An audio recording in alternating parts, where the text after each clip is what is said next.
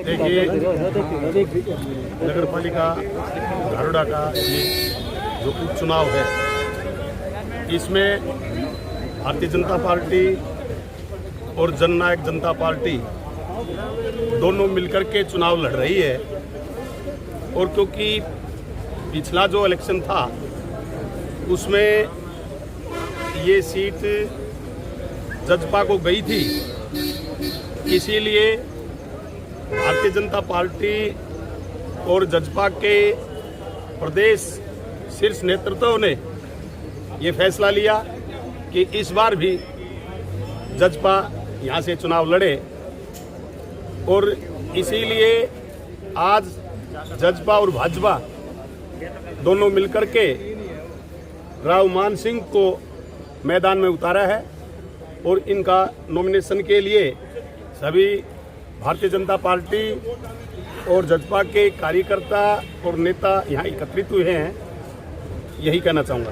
पिछली बार अलग परिस्थितियाँ होती हैं, कई बार समय नहीं होता, कई बार कई स्थितियाँ हो जाती है। तो ऐसा नहीं है कि पिछली बार पिछड़ गए थे तो आपके वो स्थिति आपके उल्टा है। बिल्कुल भाजपा का एक पदाधिकारी, जहाँ तक भारतीय जनता पार्टी का जो बागी उम्मीदवार होकर चुनाव लड़ेगा तो हम पहले तो उससे प्रार्थना करेंगे, उसको आदेश देंगे और यदि नहीं मानता है तो फिर शीर्ष नेतृत्व को हम उसकी रिपोर्ट भेज देंगे। जो शीर्ष नेतृत्व इसका जो भी फैसला लेगा वो बता दिया जाएगा।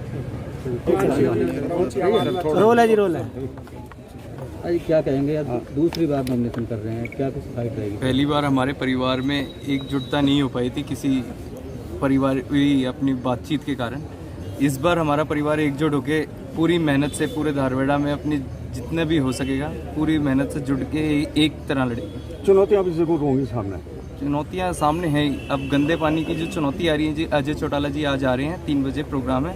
उस चुनौती का भी सामना अजय चौटाला जी हम भी नेतृत्व करेंगे, कैसे आगे उसके लिए अच्छा काम करा जाए। चुनाव आप लड़ रहे हैं, मुद्दे क्या होंगे धारवाड़ा की? बड़े लंबे समय से समस्या है, गंदे समस्या के लिए आज अजय चौटाला जी आ रहे हैं। उसका वो जो भी होगा अपने बातचीत करके अपने फैसला निकालेंगे उसका आज।